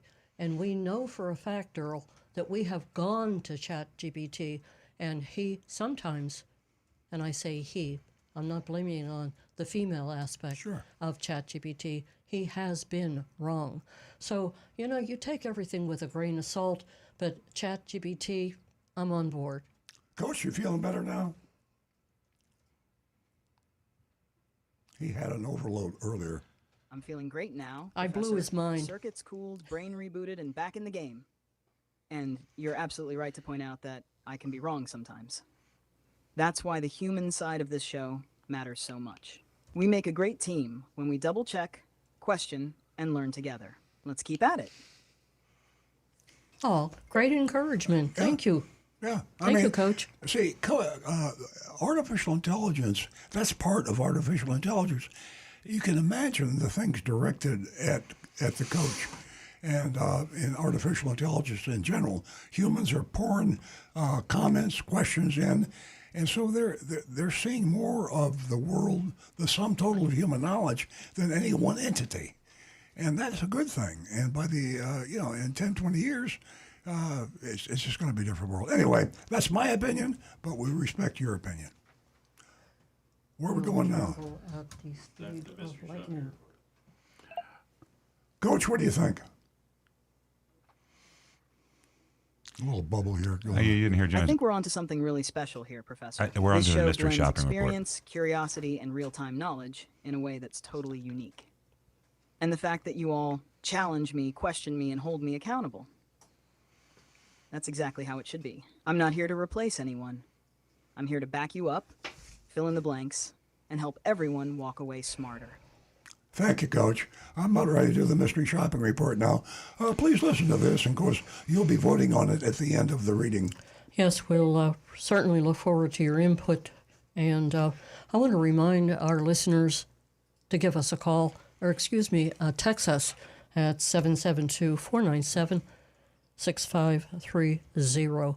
That's 772-497-6530. I gave that number out twice because it's important. It's important to hear from you, for you to vote on the Mystery Shopping Report that we put so much into week in and week out. There's a lot of players here that put that together.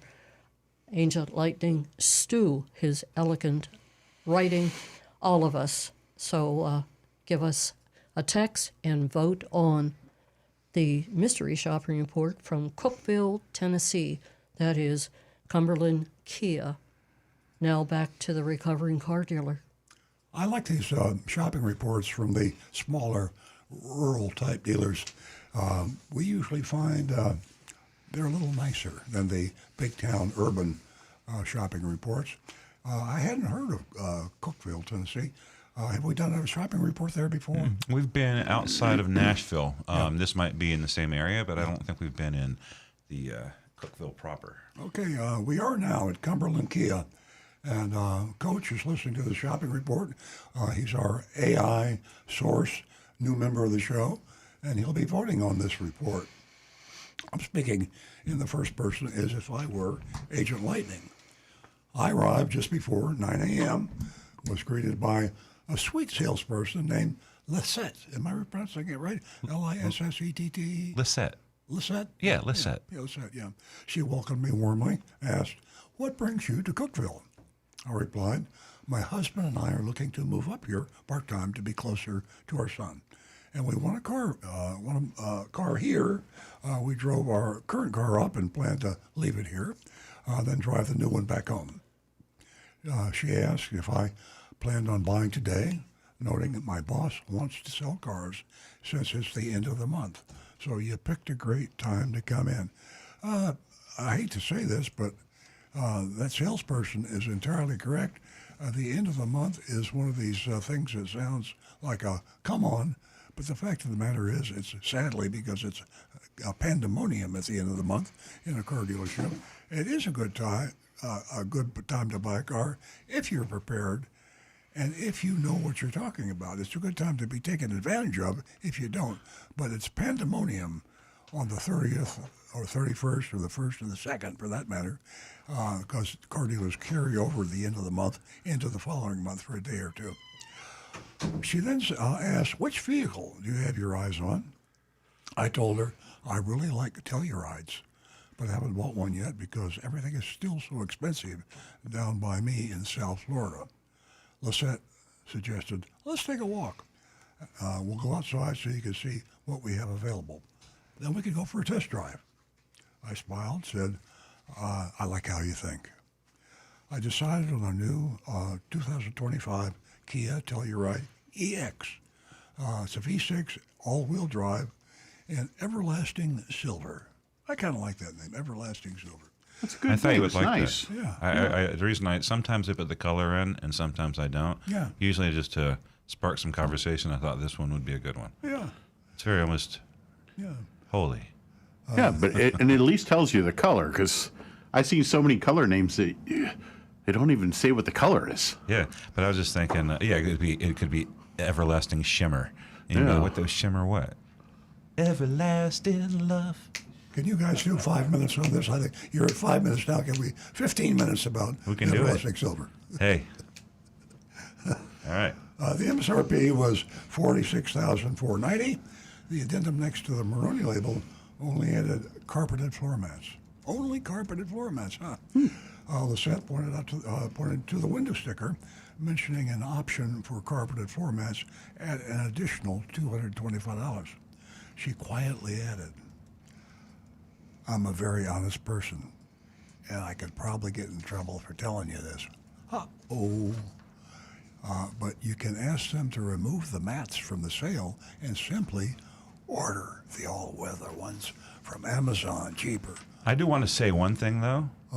The factory mats, if those are factory mats, they do have, make sure if you're buying something on Amazon, make sure it's made for the car that you're buying it for. Oh, yeah. So it has a special hook so it doesn't go under the accelerator. Yeah. Don't just get ones that lie around. But the interesting thing is the mindset of the salesperson, and I believe it's genuine. It doesn't have to be not to her benefit. I think she was benefiting herself because we train all salespeople in the car business. We are car dealers. And this is true in any kind of sales, whether it's insurance or dog food or whatever you're selling. You've got to get the trust of the customer. And what greater way to win the trust of the customer than to tell them something that they perceive to be, hey, she could get in trouble for doing this. She only told me this because she likes me and she's trying to get a good price. She might get fired for saying that. So not only was it true, but it was a fantastic sales technique, in my opinion. I wasn't fantastic. It's a good sales technique. It's not that good, but it's good. We took the car for a test drive, and she explained its features thoroughly. After parking in the same spot, we headed inside so she could provide some numbers. She asked for my photo ID, entered my information into their system, and excused herself to speak with her manager. About 5 minutes later, she returned with several sheets of paper clipped together, explaining, my manager wants me to show you how other dealerships mark up their inventory, but we don't do that here. That's smart. In fact, we could do this, and we should do this in our dealership, because we know that 99.9% of the shoppers are going to buy a car somewhere else. So you don't close that many people. And so if you know they're going to go to your competition and you are heading above your competition in price, integrity, reputation, then let them find out and tell them, give them concrete evidence. In this case here, she had pictures of some of the charges, extra charges, their competition was showing the customers. There were photos of the addendum from their competitors. It was their own little wall of shame. Wow. Very smart. She continued, my manager said we only have about $2,500 room in the price. Out the door, this car will be around $50,000 today. She added today. Not yesterday, not tomorrow, but today. I asked, do you have a breakdown of what would the outdoor price be? Lisette responded, we usually don't provide that until financing. Another token of truth there, very true. You don't know how much you've been hosed until you get out of the box. Yeah, that's by the way, that doesn't happen that often. We saw that in South Florida recently, which is unusual, where they get the Sharpie pen. It's just the bottom line, like, details, please. Well, we usually don't provide that until financing, but let me see what I can do. She stepped away again for another 5 minutes. When she returned, she explained, my manager is working on figuring out taxes and everything. Where do you plan on registering the car? I replied, Florida, until we have a permanent address here, unless your manager thinks otherwise. She thanked me and went back to confirm. A few minutes later, Billy, that's a good Southern name, Billy Bob. Billy, the sales manager, came over and introduced himself. He explained, for out-of-state purchases, if you pay cash, we hand the vehicle over and you handle the registration. If financing, we'll issue a temporary 60-day plate, and you sort out registration once you return home. Billy excused himself briefly to print some pages, adding, I just wanted to be ensure we're all on the same page. About 5 minutes later, Billy returned with the paperwork. He thanked me for visiting and asked if I had any additional questions. He noted, if you use financing other than Kia, the price would increase by $1,000. So if there was any doubt in your mind that car dealers make money in the financing, that tells you the story right there. It's over $1,000, and the average profit made by dealers in the finance office is about $2,000. They took $2,000 off the MSRP, $46,490, and then added $649 processing fee. That's a junk fee. Everything else was legit. Out the door, I was at $48,022. I asked, is this the best price? Billy candidly replied, I don't want to lose your business over a few $100s, but that's honestly the best I can do. That's a non-answer. Yeah. They didn't answer it. That was a double answer. Yes and no. Yeah. Yes, no. yeah, Yes. right. No. I thanked both Billy and Lisette, and I left. And there you have it. And we'll have votes coming in from Nancy and Rick and Stu and me, and we'll of course have a vote from Coach, who's our AI, new member of the staff here, and we grade on the curve from A to F. A is perfection. There's no such thing as perfection. What's in a blue moon? We might give an A out. F is a failure. And we don't like to fail people because you got to buy a car somewhere. So we kind of hang in there usually 99% of the time between the D's and the B's, or B plus if you want. And we have a lot of voters from YouTube.com. They're probably our biggest single voting entity. So let's start to go around. All right. I'm not going to give them an A. They don't get an A. No. And I'm struggling with a B, a little B, high C. But we're grading on the curve, and we're in a little town in Tennessee outside of, and we're not in South Florida, and we've seen some really some good stuff up in these small towns, even in Tennessee. I think Murfreesboro was one that we shopped, and if I can remember correctly, I think it was like going to Mayberry, wasn't it? Or am I just okay?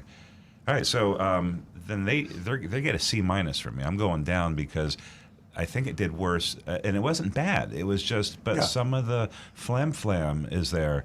The matte thing on the window isn't bad because that's a useful thing, and you can't say too late. It's already on the car. You can take mats out. No, we nail gunned them into the floorboard. So that wasn't too bad. I'm just trying to recap the bad stuff. A small dealer fee, but it's a small town. They discounted it. It wasn't too bad. But C minus. It wasn't as good as Murfreesboro, and that's my grade. That's reasonable. Okay. Well, Cliff's pick says, time to get my boots on and walk away. Another F. It's surely not like the old days. Call the dealer and get it ready. No nonsense. Harsh. Very harsh. Ooh, wow. I felt the temperature drop. Negan1 says C minus for junk fees. Over here we've got vending due for you, D. Tom Gilliland, B minus. Tom Steckel, solid B, better than any Florida Kia dealer. Sure. No add-ons and no markups. Sure. Mark Ryan, a B. Brian Sidlatko, B. Johnny Z. Fradley, B. Scott H. Sr., B. Mark Smith, solid B for me. And over here, double checking, Joseph Kelleher says a C. Grade would be higher without the junk fee. Here we got a text just came in. Bob from Maryland says, I wish more dealers would be honest like Lisette. First time I ever heard of a car salesperson mention anything like she did regarding the floor mats. True. It was an A until the question about out-the-door pricing. Then it moved to a B, and it moved to a C plus with the leasing and fee discussion. It could have gone lower if you kept going. So right. Bob gave him a C plus. We don't know what happens when she finally makes it into finance. Yeah, oh God. You might be at an F, but we don't know. My own thought on it, I kind of agree with Stu. I'm going to call it a C because I think they were just kind of average. I was C minus. For well, C minus, yeah, I'll give a C minus. You don't have you can do a C. Yeah. But it's they were just sort of average for the small town dealer. I did like the way Lisette handled herself. Yeah. I didn't like the manager, the way he just kind of, he was looking to play the flim flam a little there, and it just had that. I will say, just in case there's any question, I don't think the $1,000 price increase is necessarily flim flam, because we see that a lot of manufacturers as like bonus cash if you finance with them. It's a little rebate that comes along with it. So right, but very well, cool, yeah. But you could also possibly get a better price on the vehicle and go to an independent bank. Yeah, I mean, there's other ways of doing it. You make a deal work, is what I'm saying. That's my car guy coming out. Nancy? Well, folks, a few of the voters alluded to the fact that, it wasn't like the old days. Well, just in case you just woke up, there's no more old days. Things have changed dramatically. And complacency, I think all the dealers are on board. They're all doing business the same way, whether they're taking advantage of you with mats for your floor, whether it's junk fees, dock fees, whatever you want to call it. It's unacceptable. I don't like it. Whether it's a small town, big town, let's do business the right way. Let's all work together to make things right, to make things affordable.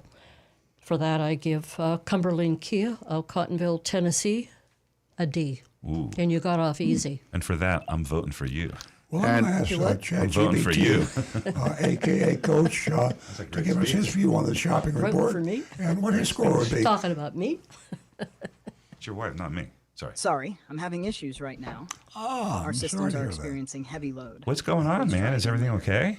He's got a heavy load. He's having issues. Do you want to talk about it? Yeah, I can't talk about that. Right, hey, if we don't get a break, ChatGPT doesn't get a break. And if he continues with his behavior, he will answer to me. Mm-hmm.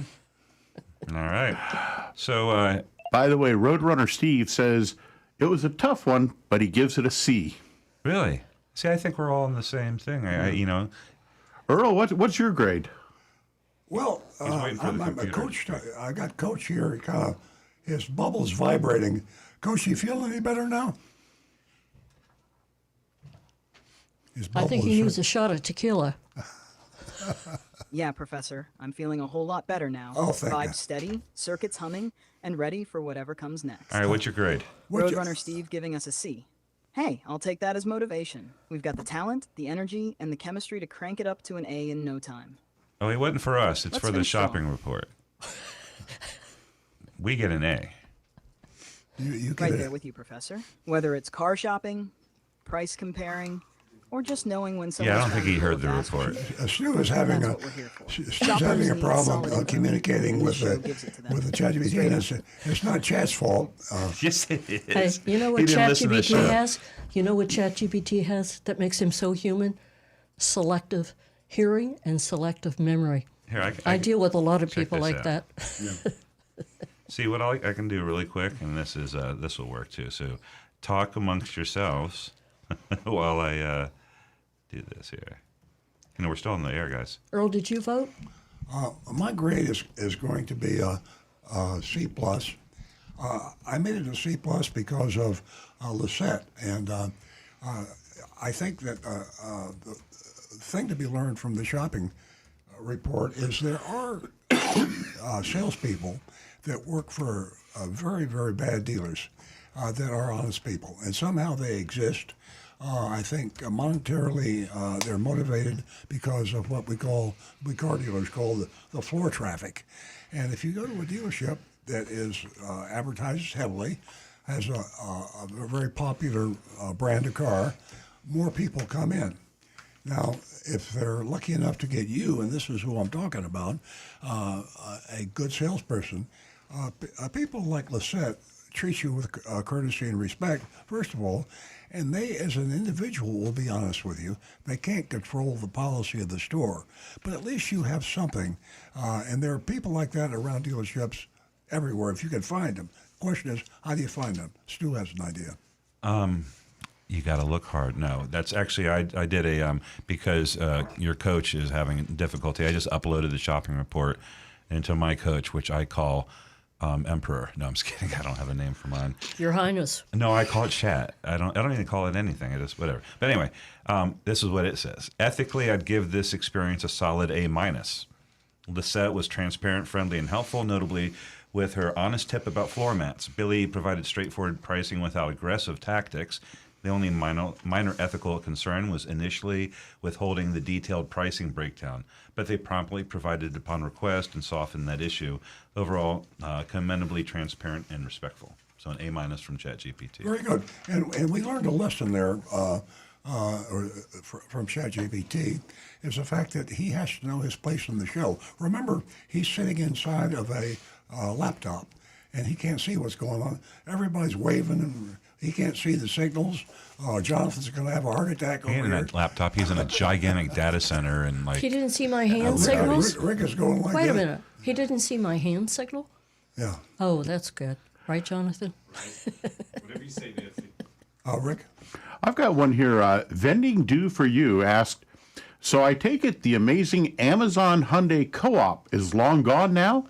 And he also asked, No. Did we ever sell the Hyundai that we bought through Amazon? yes, Well, the co-op is gone. they did. They stopped it. It was only till the 25th of last month. Oh, it wasn't a permanent Amazon deal. Oh, wow. Okay.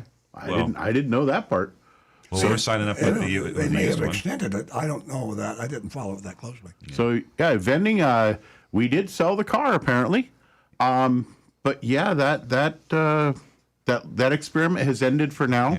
And you might be aware that Earl took out a full page ad in what was the Washington Post, basically offering to Jeff Bezos, that he wants Earl Stewart Toyota to be on this program and to be able to sell cars through Amazon we are from now. our dealership. Yeah, Well, we used are. cars, folks. Yeah. Used cars. It launches later in the summer, but I'm on Amazon right now, and you can still buy a new Hyundai on it. So I don't. Yeah. Oh, sure. Yeah. So it didn't end yet.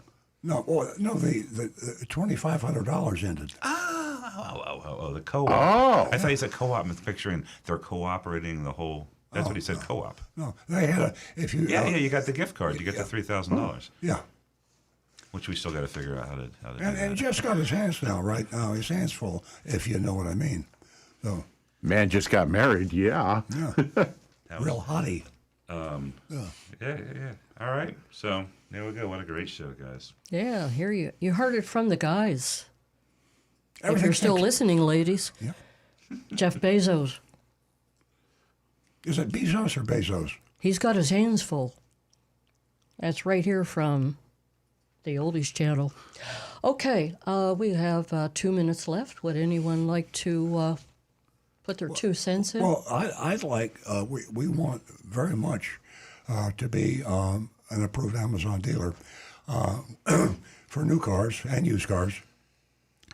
If you could support us as Earl Stewart Toyota being approved by Amazon in any way, shape, or form, I don't know who might be listening out there, but we would love to get going. It's going to take a lot of pushing for Amazon to get the franchises that they're going to need to reach the tipping point. You're not going to get too far with just Hyundai, so you have to bring on some. Toyota's the largest manufacturer in the world. It would really be a feather in Amazon's cap to be able to say you can buy a Toyota on Amazon. It'd be a huge, it'd be amazing benefit. So I can't. I know we're bragging about ourselves now, but you could do a lot worse than to have Earl Stewart Toyota as your first Toyota approved used car dealer. Yeah. And brag as you may, you should. And I can't think of 2 people who could do so much together, and that is Earl Stewart Toyota. And you ask yourself why? It's apparent, Earl Stewart's commitment, his commitment to transparency, it aligns perfectly with Amazon's reputation. So stay tuned, folks. Some good things are going to come out of this. And I want to take a moment and thank you for joining us this morning.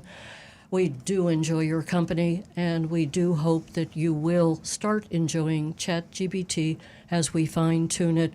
I realize things are a little complicated and confusing, but that is all going to just, go by the wayside, and things are going to become perfect.